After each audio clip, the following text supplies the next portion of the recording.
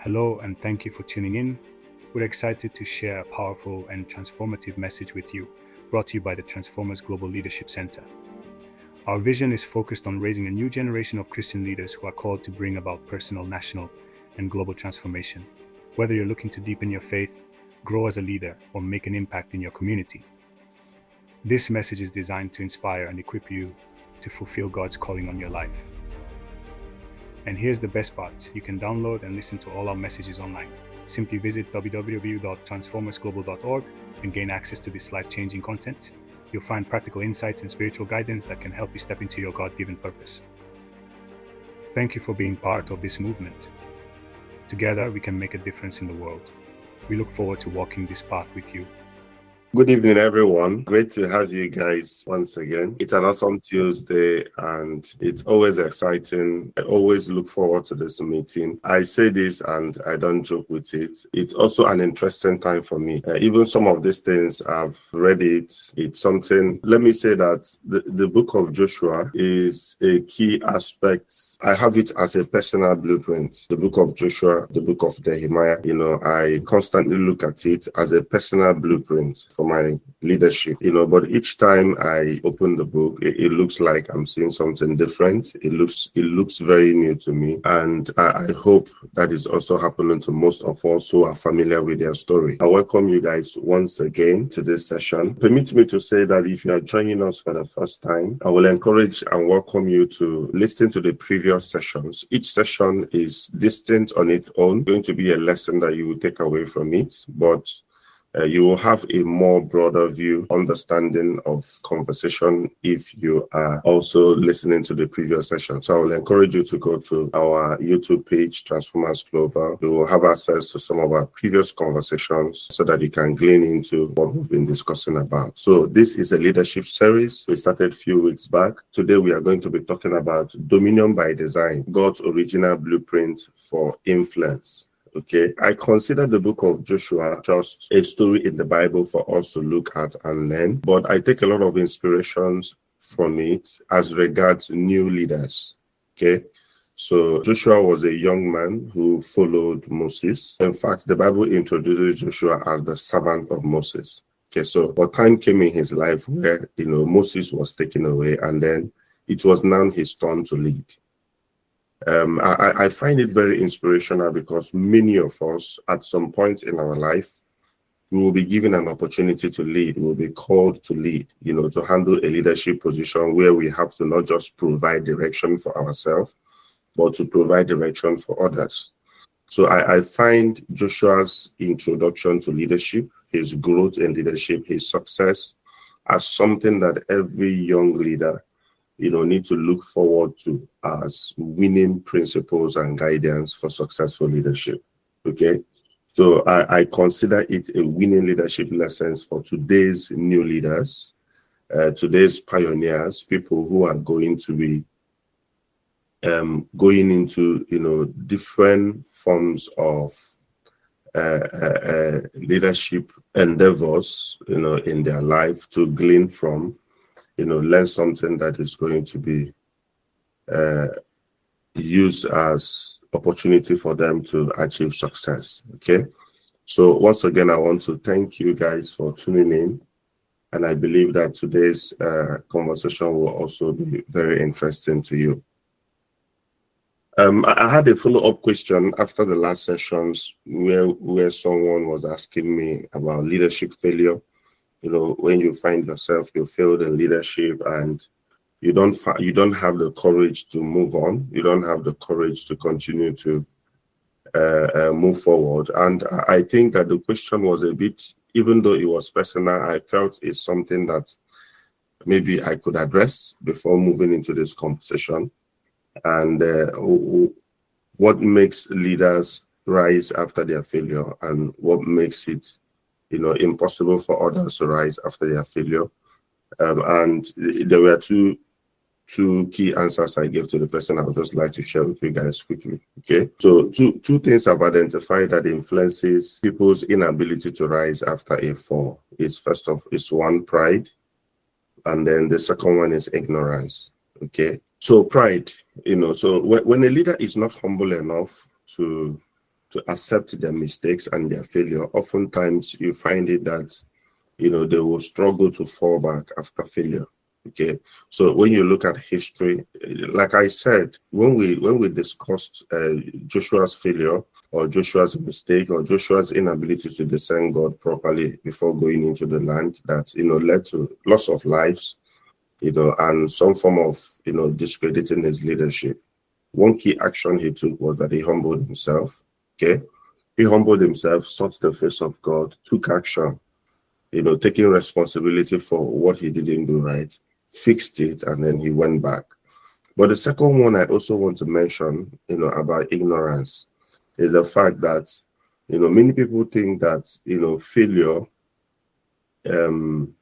most times when it happens, you know, because there's a lot of things, if it's moral failure or anything, you know, that doesn't really sound very nice when others hear it, people try to begin to shy away from leadership, and they begin to shy away, you know, from their calling and assignments because of their mistake. Okay, I think that, you know, there's a lot of issues associated with that we have to address. First, you must understand that failure was designed by the devil to stop you anyway. Okay, so if you are someone who is accomplishing something powerful and significant, you know, there's going to be a heightened pressure on your part to stop what you are doing, most times, usually through your failures, through your mistakes, you know, where you begin to feel that you are not worthy, where you begin to feel that, okay, as a result of your mistake, maybe whatever you are doing should collapse. You know, I've seen people walk away from dreams. I've seen people walk away from the things that they are building because they felt that they made a mistake that discredited them from what they were doing. Okay. And the reason that I thought to address this is that, like I said a few weeks ago, mistakes most times might not be very, you know, avoidable. So it means that many of us are going to find ourselves in a place where we're going to walk into some kind of mistakes and some kind of, you know, wrong decisions, but it should not stop us from continuing our leadership success. Okay, which we also find in the life of Joshua. He took action to come back, came back very strong, and continued winning. So after a fall, you can continue winning, but you must understand that, you know, devil cannot stop your leadership success just because of your mistake. Oftentimes, if I connect this to sin, people think that, you know, when we sin, the sin has power to stop our success. Okay, but there's nothing in the Bible that suggests that sin has power to stop our success. In fact, devil doesn't win when you sin. Okay, what happens is that the devil wins when your sin affects your personal relationship with God. Okay, which usually is just your guilt of your actions, not necessarily the actions that stops your results. So if you look at what happened in the Garden of Eden, when Adam made his mistake, you know, he ate what he was not supposed to, you know, eat in the first place. What happened was that he started hiding as a result of his guilt, and then he started intentionally avoiding God, avoiding his responsibility, and withdrawing himself from the assignment given to him by God. In fact, you find it very interesting that, you know, why many people will say, okay, that sin separates us from God, or that sin destroys our relationship with God. But you find it very interesting that in this picture, it was God that started approaching Adam. Okay. And even when God approached Adam, you know, he was asking him, where are you? It was even Adam that started the conversation of what went wrong. It was not even God who started the conversation of what went wrong. They say, I saw you walking in the garden, and then I hid myself. And then God said, okay, what happened? Why are you hiding? How come you are suddenly hiding? Why are you withdrawing from assignment? I gave you a job to do. We have a time to meet. You are not showing up. What is going on? Have you eaten the fruit? Adam said, yes, I ate the fruit. It's the woman that gave it to me. You understand the whole story. But the fact was that even at the end of the day, it was God who killed an animal, provided for their sin, you know, helped them even despite their failure to see how to take advantage of the situation and build from where they are.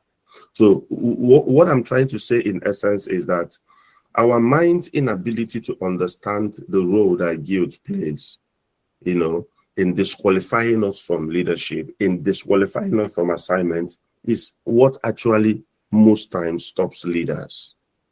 Okay? Yes, failure is not acceptable in the activities of a leader's life, but you must understand that you can fall back after your failure. You can make amends, you can humble yourself, fix what is wrong, fall back, and then continue what you are doing. Remember, the devil's ultimate plan is to stop you from what you are doing. Is to stop you. Okay, there is something God has called you to do. There is a program on earth that has to run through you, and the devil is not happy about that, so he stops it. Okay, so he wins the moment he gets you to stop, and that is why every leader must have a resolve to continue in their relationship with God, continue in their leadership impact until whatever God has called them to do on earth is fulfilled. We find it in the life of David. There's a contrast between David and Saul. Okay, Saul was held with pride. He was unrepentant. He was unable to, find the humility to look for the solutions to his problem. David, on the other side, had committed even more sin compared to what you would say Saul did. Found providence, was able to move ahead, continue his leadership. At the end of the day, even handing over to his son. At the end of the day, you discover that David's humility, David's understanding of the grace of God, the power of God that was also available to him, made him to continue that leadership. So never find yourself, especially as a young leader, where you have to stop what God has given you convictions on, what you know that you are supposed to do because of your mistakes. You can fix it two ways. Make sure there's no ignorance stopping you from what you are doing.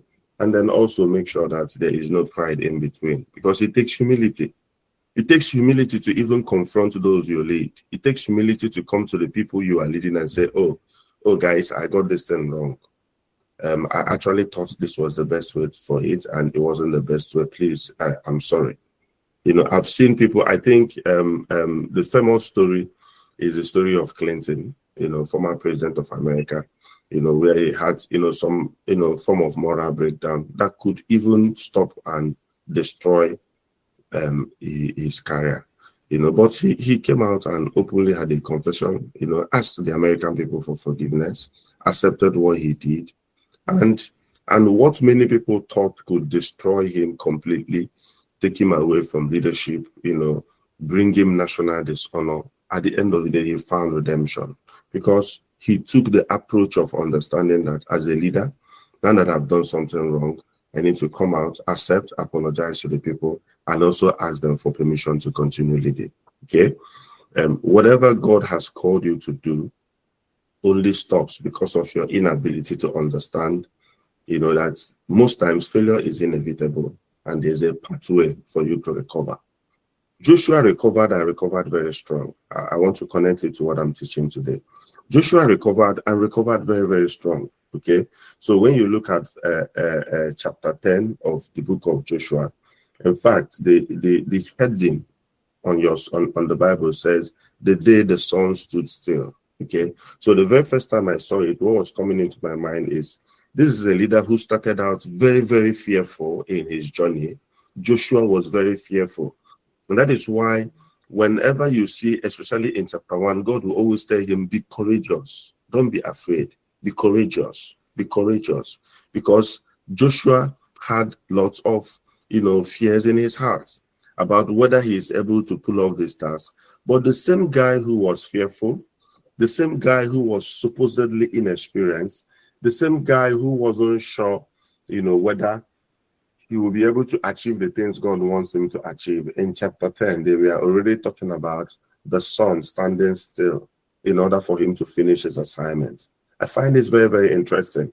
Whenever you start what God wants you to do, in as much as you might feel that these things might not be possible because of where you are coming from, your background, your experience, your, certain skills that you don't have, gleaning from Joshua's life, you discover that all you need, first of all, is to act in obedience. Respond to God's calling, respond to that vision. Respond to that plan. You've written it down for years. You've written it down. You've talked about it. You've shared with your friends. You have continued to share. You need to take action from where you are. Because one thing I understand is that the more we read Joshua's story, the more it gets better. Even with his challenges, even with the continuous pressure, even with the wrong partnership he went into, the more he works on his vision, the more he gets better, the more he grows, the more the influence expands. Because where you are today is different from where you are going tomorrow. Okay, there's a lot of provisions you are unaware of. There are a lot of things designed to aid your vision that you are unaware of. And most times, if you are waiting to see those things before you start, that is why many of us are not able to accomplish any impact in life, because they want everything to be in place before they start. Okay, so Joshua, started where he was, despite his fears, despite his inadequacies. He came to a point where you see even the sun stand still in order for him to achieve success. In verse 24 of the book of Joshua chapter 10, Joshua did something that I find, very interesting. He called his leaders. He brought the kings, the 5 kings that he conquered in that Joshua chapter 10, the southern kings. I think in verse 11, he conquered the northern kings. He placed them on the floor and then called his leaders and said, put your feet on their neck. Okay. And then when they put their feet on their neck, one of the things that the scripture said was that Joshua had control over the land. And then, of course, he went to the northern kings. He made a conquest. And after making a conquest, the scripture also said that Joshua had control of the land. And in fact, in the last few verses, he said that he took the entire land, keeping with all the instructions that God has given to Moses. He collected all the inheritance, distributed it among the tribes, and then they had rest from war. That was how the last verses of Joshua chapter 11 put it. He said they had rest from war. Okay, so like I said, what started with fear, what started with inadequacies, what started with, oh, I'm not sure, ended up as a vision that had influence over the land. And when we are talking about a blueprint, I need you to understand this. Any vision that God puts in your heart, any dream that God puts in your heart, the goal is that it will lead you to some form of global relevance. The goal is not just for you to start small and end small. The goal is for you to start small from a place that you are not sure and then grow into relevance. We find about 3 models like that in the Bible. There are many, but 3 I'm going to mention. In the book of Genesis, it said, Genesis 1:28, it said, let us make man in our image and let them have dominion. Okay? And then the next thing he now said is, let them have control over the fishes, over everything. But in chapter 2, he began to mention the processes of that influence, the processes of that, dominion. He said, have control, replenish the earth, subdue it, and then have dominion. So it means that there are stages and processes that God expects us to go through in order for us to establish our wide influence. Okay, so you also find it in the life of Abraham. When God told him that he's going to be a blessing to the nations. Okay, you also find it in the life of Jesus Christ when he was giving instructions to his disciples. He said they should grow their influence starting from Jerusalem, their primary place of influence, to Judea, to Samaria, and to the uttermost parts of the earth. Okay, these things are not just scriptural instructions for evangelism. These are scriptural patterns for destiny. It means that whatever God starts with you, his intention is to drive it to global relevance, is to drive it to global influence. There is no vision that comes from God that is a small vision. There's no vision that comes from God that is designed to die in a local space. Whatever God has placed in your heart is something that must have some form of global relevance, of global influence. So you start small as a corner, and then you begin to work on it until it grows, it grows, it grows. It comes to a point where it becomes a movement. The influence begins to grow. Now, when you look at Joshua chapter 10, verse 11, it looks like Joshua went into a winning spree. He moves from this land to the next land, from that land to the next land, from that land. It means that as you begin to build your vision, there comes a point in that vision, it goes through a tipping point, and then the influence begins to drive, the success begins to drive. Sometimes it looks like this thing doesn't have, you no longer have control over the success. Okay, you see, it begins to drive, it begins to grow, it begins to grow. Imagine it like when you want to push a car. Initially there are a lot of efforts that is required to push that car, but it comes to a point where it just starts rolling on its own. Most times, because we don't understand that success comes to a point where it begins to move without you not really having so much control on it, and we are struggling to start, we are struggling to push. Most of us take our eyes off the goal, we take our hands off the wheel, okay, because of the initial struggles. But what you see in the life of Joshua is that you will come to a point where it looks like everything becomes easy. Everything begins to flow effortlessly. Everything begins to, happen for itself. The right people begins to come in place. The right vision begin to, manifest. The resources that you need, everything that is required to make the vision work begins to come. Of course, you even see the partnership of the supernatural. I'm going to mention that a bit later. You see partnership with the supernatural, engaging with what Joshua was called to do. Okay, so he started winning and continued winning, and his influence was growing, kept growing, kept growing, kept growing. That at some point it looked like Joshua had no more control over his success. Okay, so whatever you are starting small has the potential to grow big, has the potential to have influence, and there are key strategic things I want to mention that the Bible gives us as a blueprint to ensuring that happens. Okay, the first one, I'm going to mention about 4 things to you, in which I consider God's original blueprint for influence. The first one is dominion is always strategic and spiritual. Okay. We've had, I think, our second lesson where we talked about strategic intelligence. Okay. And the first lesson, which we also talked about, the spiritual mandate of Joshua's assignment. Dominion is strategic. It means it's a strategic data. It makes strategic sense in terms of whatever God is telling you must also correspond with the available data, available intelligence, but most so it's spiritual. So it means that any leader who is starting any form of endeavor that is supposed to drive through time must understand the strategic aspect of that vision as well as the spiritual aspect of that vision. Now, even in chapter 10, you will constantly find Joshua constantly leaning on God's word, leaning on his relationship with God, while pursuing strategic influence. You will always see him leaning.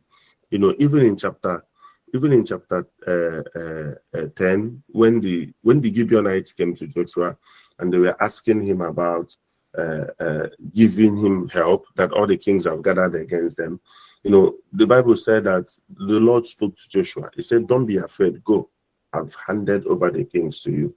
So you see that there's that constant partnership between him understanding how to fight, having strategic plan in terms of what he wants to accomplish, and also leaning to the spiritual, finding God's voice, finding God's spiritual understanding in order to carry out what he wants to do. Now, let me say this. Many of us grew up in the church, okay? And we see our pastors, attribute many of the things they do to the spiritual or to the supernatural. And sometimes we don't know how to translate that in the marketplace. Okay. Translating that in the marketplace is that we don't understand. So for instance, if a pastor goes through some certain kinds of spiritual process, why pursue ministry, we always feel, oh, okay, that is supposed to be done by the pastor because he's running a ministry. But you see, the ministry is also not different from you running a business or from you having a career. So whatever you see them do, or whatever the level of engagement you see them do when they are doing ministry, is required for you also when you are running a business or career. Okay, so that partnership with the spiritual has to be there, in the sense that you have to constantly lean on God for direction. You have to constantly lean on God for where you are headed, what you want to accomplish, what you want to do. Joshua was a man of war. Okay, Joshua did a lot in terms of his accomplishment, but you see him, he was constantly leaning on God. He was constantly marrying his strategic activities with spiritual guidance. Okay, the second thing there is, there's also a spiritual dimension to exercising influence. When Joshua started fighting his war, the Bible said that two things happened. One, he commanded the sun to stand still, okay, which is his control over the elements. But also, the Bible said that hail started falling from heaven and was hitting the enemy, and the hails killed more soldiers more than Joshua did. Okay, so you discover that there is some sort of supernatural dimension for you to exercise influence. There's a supernatural dimension to exercising influence. Many times, people think that occultism is not real. Okay, people believe that dark forces, witchcraft power, that they are not real. Okay, and because of the way maybe we lean on religion or we lean on church, most times we don't understand that we have to personally, on our own, build our capacity to move in the supernatural in order to exercise dominion in the marketplace.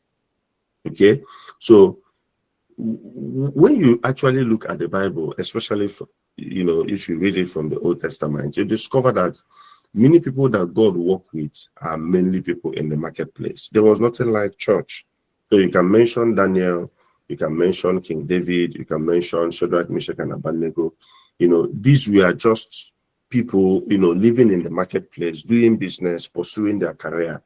But there's that element of engagement with the supernatural.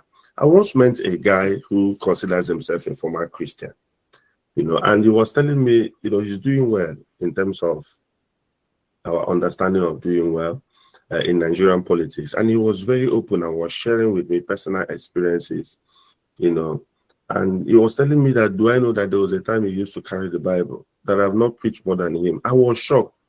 He went back and started talking to me about his early days in church, his early days, shared with me his evangelism experience and things like that. To cut the long story short, he doesn't go to church again. He's in diabolism, the occult, and all those things. And he was mentioning it to me. And one of the things, he said to me after sharing that story is that he said that when he started what he's doing now, that his life has moved forward than those times he was just carrying Bible around and preaching. But what came into my mind was that there is a supernatural dimension to exercising influence. Most times it is people in the occult, the people in the other dark dimension that seems to understand that. So we just think that, okay, once I've prayed, once I've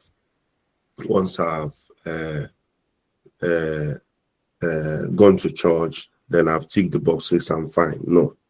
Personally, as a leader, you must engage God. Personally, on your own. What gives you influence is not just a prayer that someone prays for you.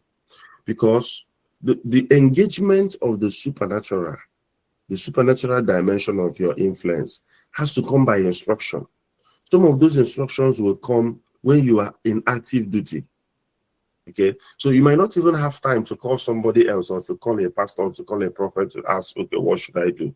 If you have not trained yourself to understand the supernatural dimension of your influence, it means that you might be in a place you might not know what to do. You might not take advantage of the success that is available to you simply because you've not trained yourself. So you see that Joshua's influence was not just because Joshua had the right skill. It was not just because Joshua had the right people. Joshua understood how to engage the supernatural dimension of influence. And how do you do that? You must engage God personally. You must have a personal relationship with God. You must have a one-on-one relationship with God where you hear him directly for yourself. I normally challenge Christians when I have conversations with people. I will ask them, in the past few days, in the past few weeks, in the past few months, can you share with me something that God has spoken to you about your life, about your destiny, about your career, about anything you're trying to do? You'll be shocked that not many Christians can expressly tell you, this is what God told me, or this is what God has shown me, or this is direction. And I keep saying that any practice of religion, any practice of Christianity, let me put it that way, that does not involve your ability to speak to and hear the Spirit is simply a religious experience. It's simply a religious experience that could be attributed to time wasting. The whole point of spirituality, the whole point of intimacy is that you are able to talk to spirits and spirits are able to talk to you. You are able to access information, knowledge that is not accessible with your mind, that is not accessible based on human knowledge and human understanding. It has to be something outside you. It has to be a knowledge that does not exist in your physical realm, something that happens outside it, your physical dimension. And if you haven't trained yourself to do that, if you haven't trained yourself to understand that, what you now have is a form of religion. Okay, that was why my friend moved from Christianity, went into the occult, because by the time they move into the occult, they have trainings on basic understanding of the spiritual realm. They are able to talk to spirits and spirits are able to talk to them, and that is how they get ahead. Okay, any Christian that must operate, the supernatural dimension of dominion in their life must understand how to talk to spirits and hear from the spirit. Because a lot of things that will happen to you in the marketplace will come by instructions. It will come by you following God one-on-one. And if there's no intimate relationship with God, you will not have true influence. You're going to come to destinations you don't know what to do. You're going to come to, places where you're supposed to take action. You wouldn't know the right action to take because you have not prepared your heart for that. The second thing, the third thing, I've mentioned two things. The third one I want to mention is that dominion is not instant. You remember where we started from in Joshua chapter 1? All the processes that Joshua happened. Yes, we are in chapter 10, but that's probably years that have passed in between chapter 1 and chapter 10. Okay, where you see the Bible now say that Joshua had control over the land. Dominion is not instant. Dominion is a process. When you are starting out as a young leader and you see people doing so much that you would like to do, please go and try to find out when they started. Go and find out. Learn to read autobiographies. Learn to, find about people's history, what time it took them to establish influence. Dominion is not instant. Okay, some of the things that you are going to do is going. I think we had a conversation last year where I googled top CEOs or top billionaires across the world, and I discovered that many of them are above 40. It's just few billionaires in the world that are below 40. And one of the things I discovered was that many of them became billionaires because whatever they were doing traveled through time. It took them time. Over time. So some people might not be billionaires at the age of 30 or at the age of 35, not because that they don't have what it takes, but because the vision or whatever you are building needs time to grow. So when you, depending on how early you start, so you find out that some started their vision at the age of maybe 19, or some started at the age of 25. So depending on when you start and the amount of time given for that influence to be established, you discover that many of them move into their 40s and their 50s. So some people start at 30, some people start at 40, some people start at 50. And if you want to be discouraged, I've read biographies where I see people started their vision at 80, at 70. I mean, I sat down listening to a man, came back from America. He was a professor, teaching in American universities for a very long time. He has gotten old. And one day he was more than 70 years. He said that God spoke to him. It's time for him to, come back to Africa, that there are things he wants him to do. And that's how this man came. When he came to Nigeria, he rented an apartment in Lagos that he was even struggling to furnish. And then from that apartment in Lagos, he started launching out the vision that God put in his heart. Okay. As at the time I was studying him, this man has established influence in about 10 African countries. Okay. Was running program across Nigeria for governors and presidents, and I'm like, oh, you even started late.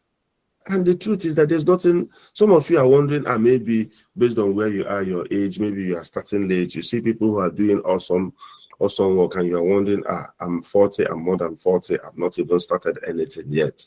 No, Moses started at 80.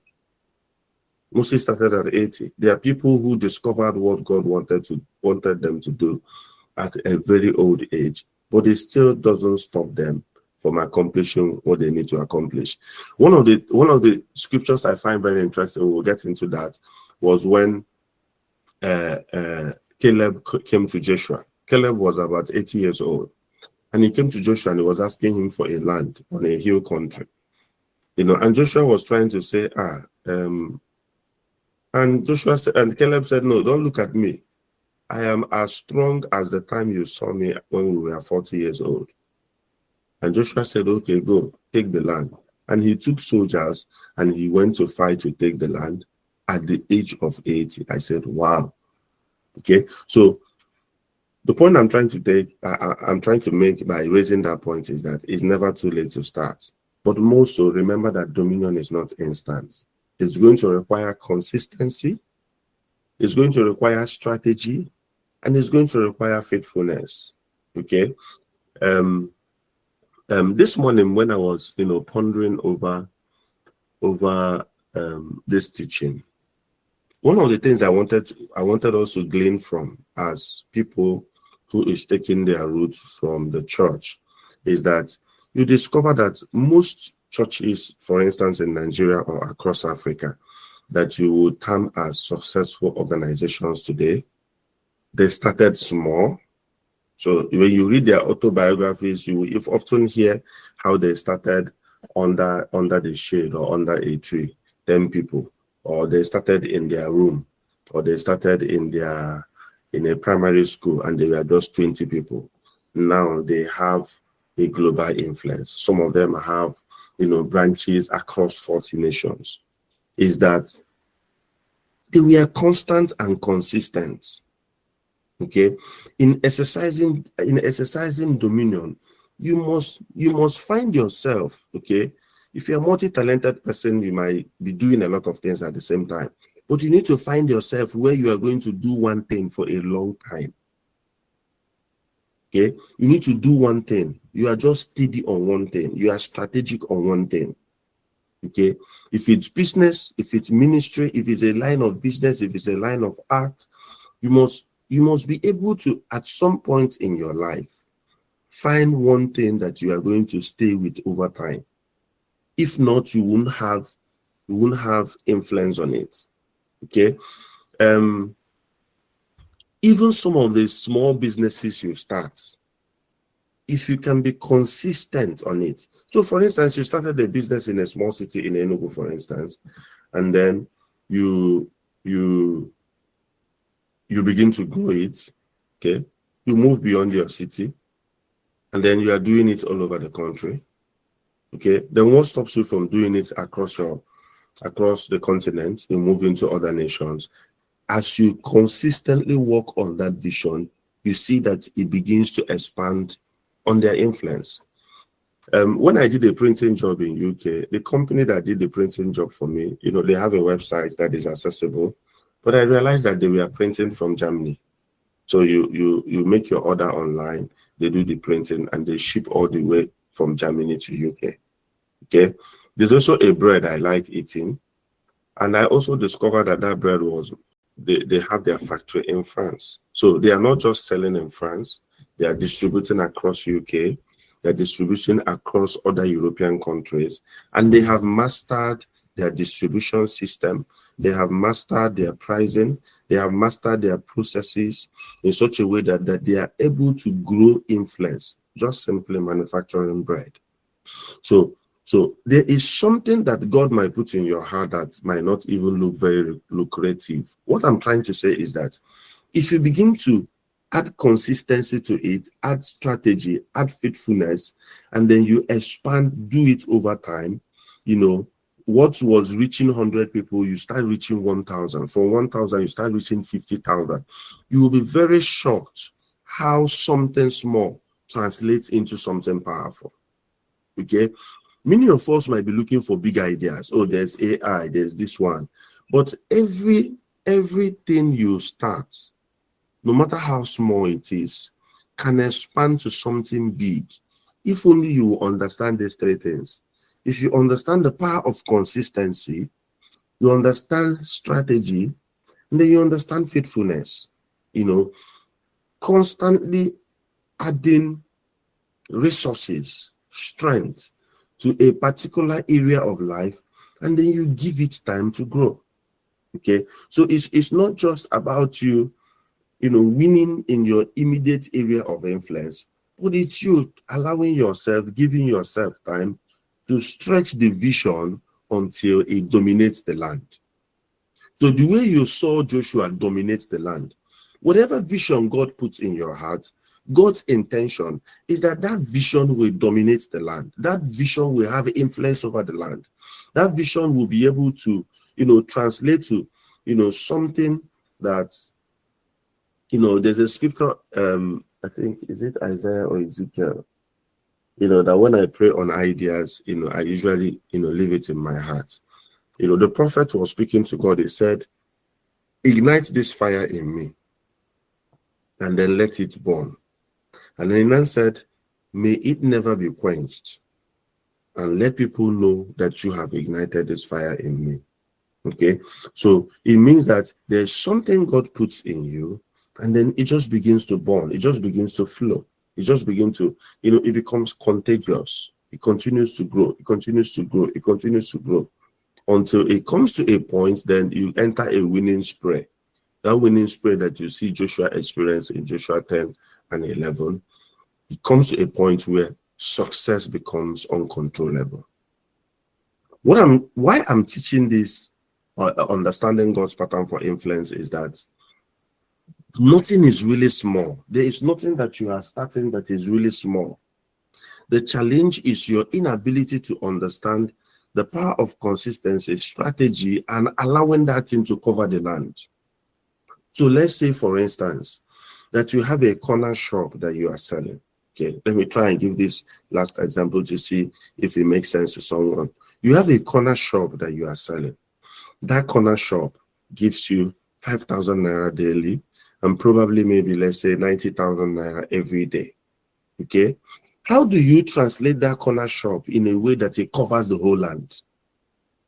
That is where consistency comes, strategy comes, and faithfulness in applying yourself to that vision comes. Okay, so you can have a corner shop in your city that is giving you 90,000. If you have 10 other corner shops across the city, what happens is that it moves from 90,000 and starts generating 900,000 for you. Okay, you take the same corner shop and then you make it 100. So it moves beyond your city, enters different states. Okay, it moves from giving you 90 to 100 or to 9 million. And then you now take it and you now move it outside your country. And you are now able to reach other nations. The same corner shop, the same thing that you are selling, the same pattern. And you move it to other nations. And it translates from you just selling, making 90,000 every day to maybe making 90 million on a monthly basis, because you have been able to expand the influence of the vision that God gave you to reach more people, provide more value, provide more solution in a way that it covers the land. Every vision that God gives you needs to cover the land. But you need to understand, remember the first one before I mentioned the last one, it has to be strategic, it has to be spiritual. The second one is that there is a supernatural dimension to exercising influence. And it starts with you having a personal relationship with God, talking relationship with God, where you speak to him, and then you are also able to hear him to get divine direction. And then the third one I mentioned is that dominion is not constant. It requires consistency. There has to be strategy, and then there has to be faithfulness. And then the fourth one, which I find very powerful and interesting, is that you must be able to share your win and influence. So for instance, let me pick it up from the last example I gave. So when you want to move your corner shop to 10 corner shops in the city, it means that you are not going to be the only one running. So you see, when you are running the first corner shop, you are the only one running it. But by the time you translate that your corner shop to other 10 corner shops in the same city, it will no longer be just you running it. It means that you have to come to a place where you are going to share your win and your influence with others. And many people who don't understand how and who to share their win and their influence with will always remain stuck where they are. How did Joshua exemplify it? When Joshua brought out those kings, he called his commanders, placed those kings on the floor, and then he told the commanders, I want you to put your feet on the neck of these kings. So Joshua is trying to say, this is not my win, this is your win. This is not my influence, this is your also influence. Okay? In following God's pattern for influence, your influence is limited by other people that you are also able to make influential through your own winning. Okay, so it means that as a young leader, time is now going to come. In order for you to increase your influence, you have to bring other people. You have to be able to share. You have to be able to let go. So a leader who doesn't like letting go, who doesn't like sharing influence, who is stingy about bringing people into their own success, will not cover the land. Because for you to be able to cover the land, you are going to need more than yourself. It's obvious, but it's not something that everybody sees. For you to be able to cover the land, you have to be able to share your influence. Okay, you find it in Africa, where you see people, they call it running one man business. Okay, so you are there doing it yourself. Everything is you. Everything is you. It must happen the way you want. It must go the way you want. Everything is you. You don't want to share that influence. You don't want to share that authority. You don't want to share that win. Everything circles around you. Most times you see that they end up dying with their vision. Even their children can't buy into their vision because they won't even share the vision with their children. They won't even share the plan with their children. Everything is them. And then it reduces their influence. Most times the vision even dies before those who found it die. So you have to be able to share your influence. That was what Jesus did early in the days. Okay, the Bible said he went up to the mountain. What did he do? He called 12, and then he gave them power, he gave them influence, and then he released them. So to achieve true influence, you must come to a place where you are able to share your win and your influence with others. Okay. God's original blueprint for influence, it's very much possible for you to achieve. It's very much possible for you to attain, irrespective of what the idea is or what God has placed in your heart. It is very possible for you to grow what you have, no matter how small, no matter where you find yourself, to something very big, if you understand these principles. And yeah, I want to thank you guys for tuning in. I think we might be able to take one or two questions, Godson, or feedback from anyone. Thank you guys for coming in. I hope you took away lessons from this. Thank you so much, and God bless you. Over to you, Godson. Thank you so much, sir, for such an amazing time of teaching. All right, so quickly, let's receive some questions or feedbacks if we have any coming from us. Mr. Kingsley, can you go ahead? Okay, good evening, everyone. First of all, thank you, San, also for such a mind shifting session again this night. It's always been a delight to hear you. So, my question is at what point do you actually switch over? Because obviously, you have a vision that you are running, which, aside the supernatural, it entails day to day breakdown in realities, right? So, mastering of your art and all that. So let's say at what's the balance between mixing, not really mixing, like combining what you are set, or you are perceiving God is telling you to do, and then the required skills, right, to do it. So let's say that you had something very big, right?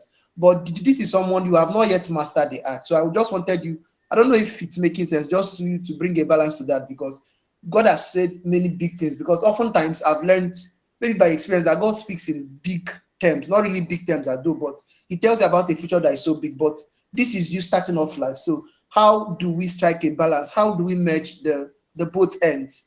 I don't know if my question was understood. So If I understand you clearly, you are asking, how do you place a balance between what God said to you and you getting the required skill to do what God has said to you? yes, yes. Okay. The first point I mentioned, that's a good question, so that we can throw more light and draw influence on it. You remember I mentioned that dominion is both strategic and spiritual. Okay, so it means that I am taking strategic actions. I'm looking at data. I'm looking at my day-to-day activities, applying myself to the core principles that drive success within whatever I'm doing. But at the same time, I am also listening. Okay, I am listening not just to God, I'm also listening to my environment. I'm also listening to, because most times what we interpret as spiritual might not even come from you praying and God speaks to you. It can even come from people. It can just come from conversations. And your inability to listen while you walk, sometimes you can also miss the power of the supernatural. Okay, so for me, I think that there's a way they say it: walk as if everything that you are doing depends on your work, everything that you are doing depends on your skill, and then listen as if everything that you are doing also depends on the supernatural. So that means that um I don't I separate it because I have to explain it. But for me personally, the way I engage in it is that I see both of them as one. I see both of them as one. One of the reason why we are even suffering, why our generation is suffering, is when you hear about how do they say it, secular. It was years in Catholic Church when they wanted to separate the church from the marketplace. They introduced the word secular. So you then have individuals who pursue spiritual activities and those who pursue secular activities. So if you are a footballer or if you're a business person, you are seen as someone who is pursuing a secular endeavor. But if you're a priest or if you are working in church, they see you as you are pursuing something spiritual. That was where in fact, I have to go back to that to start correcting my mindset. There's no secular, there's no spiritual in God. All those things are one. Okay. So even while you are working, or why the whole thing is that Work is from God. And any kind of work you are engaging in is spiritual. And your ability to listen at the same time while working has to be in place. So you must work and you must listen. You must, learn whatever skill you need to learn. If you need AI in your business, we've discussed this even in some of the previous sessions. If you need to learn AI, learn AI. If there are softwares that you need to learn, you have to put yourself in a place where you learn almost everything that you can learn to master your art. But at the same time, you must constantly listen. You must constantly pay attention to your environment, listen to others, listen to God. Those two things must work together. I find it interesting, for instance, in my office, there's something called social listening. There are social listening apps. I don't know how many of you are aware of that. What are they doing? There are people whose job is to just sit down and then listen to what is happening across social media, listen to what is happening across the people you are interacting with and the people doing business with your competitors. Why are they listening? They are just trying to extract information that will guide business strategy. Okay, so the same way we are doing that on the physical side, you must listen to God on the spiritual, so that you must know when to engage. Any leader today that is successful, that tries to discredit the spiritual or the supernatural, don't pay attention to the person, is just deceiving you. There is a level of success that you will get to. You must listen to spirits.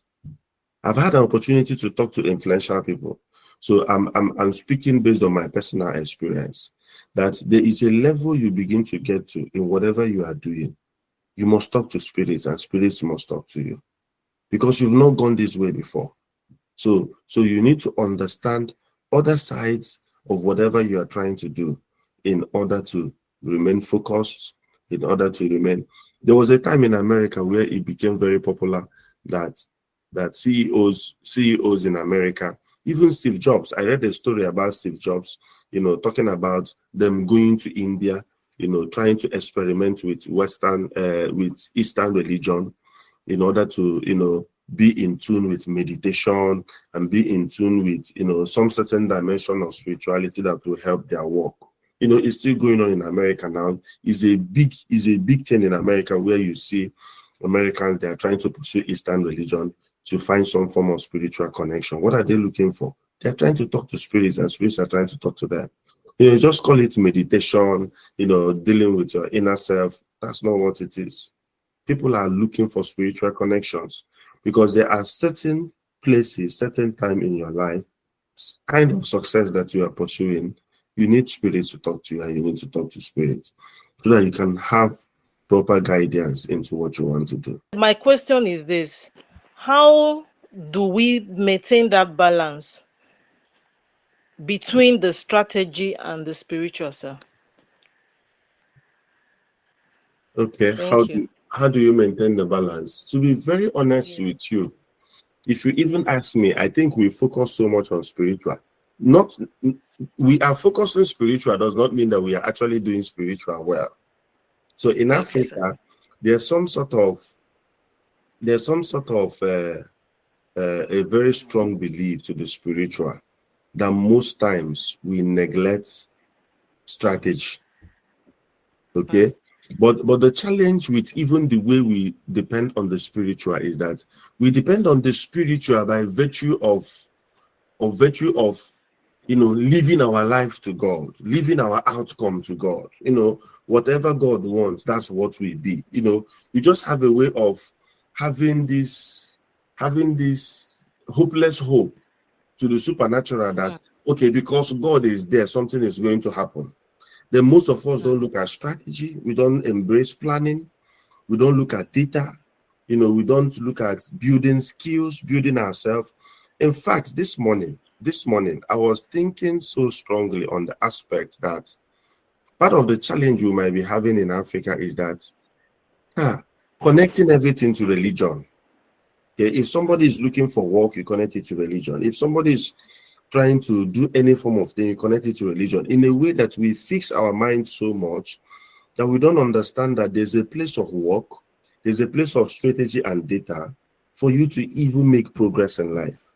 Okay, so for me, the first place we need to strike balance is in the place of work, in the place of strategy, in the place of data.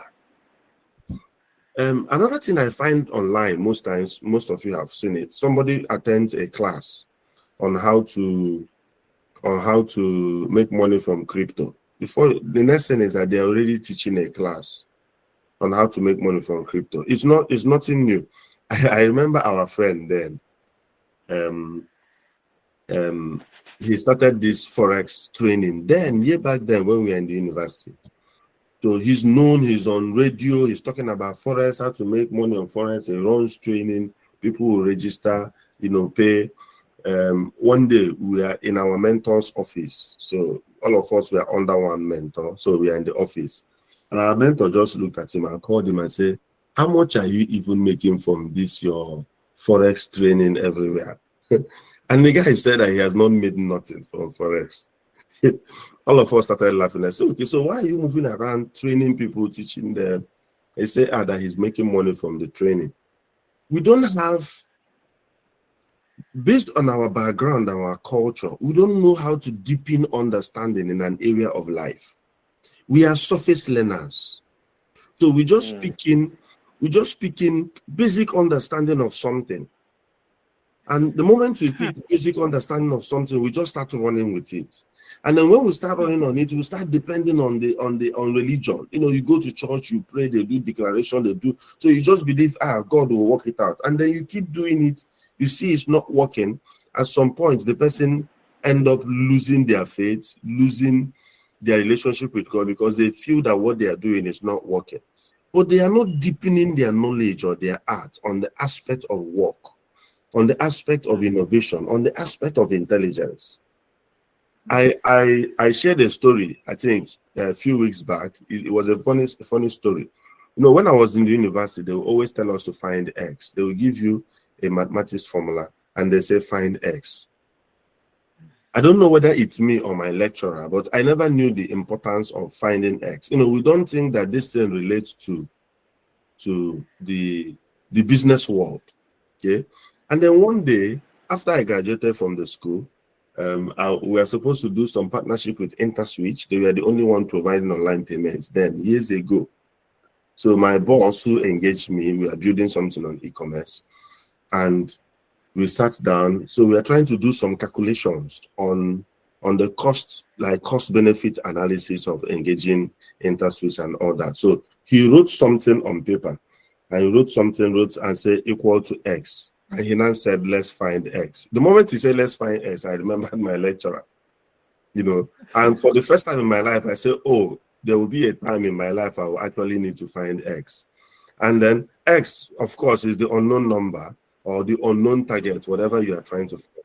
And we started solving till we got to find our X. And he said, okay, yes, this is the answer we are looking for. And in my mind, I'm like, so do we actually use these mathematical formulas in real life? But nobody taught me how to use mathematical formulas in real life.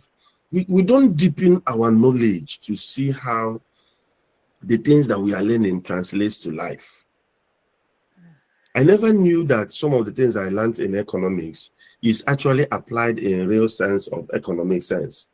Now I'm doing businesses and you see people applying economic theories, applying economic formulas when we are trying to make business decisions, quoting economic theories. Of course, that was when I went to UK. All the time I was in Nigeria, I don't see myself making any business decision and referring to economic theories. And in my mind, so people actually use this. It's not just teaching us textbook. In Nigeria, they will tell you, all this school that you are going to, what are you doing with it? And then you leave Nigeria, you actually find that people are doing something with it. Our knowledge did not prepare us to go deep into how life works, into how intelligence works, into, how making things to work in life is. So many of us just rely on religion, not even the spiritual. So what is my interpretation of spiritual? My interpretation of spiritual is spirit talking to you and you talking to spirits. So you find out that most people who even anchor their faith in God, in quotes, don't hear God. Don't hear God. One of the ones that shocked me was that I knew this guy. He fasts once in a week, and then he has this, powerful, spiritual zeal, committed to church, committed to a lot of things. And then one day he came to me, he was asking me a question about his career. This is somebody I take inspiration from in terms of his zeal for God.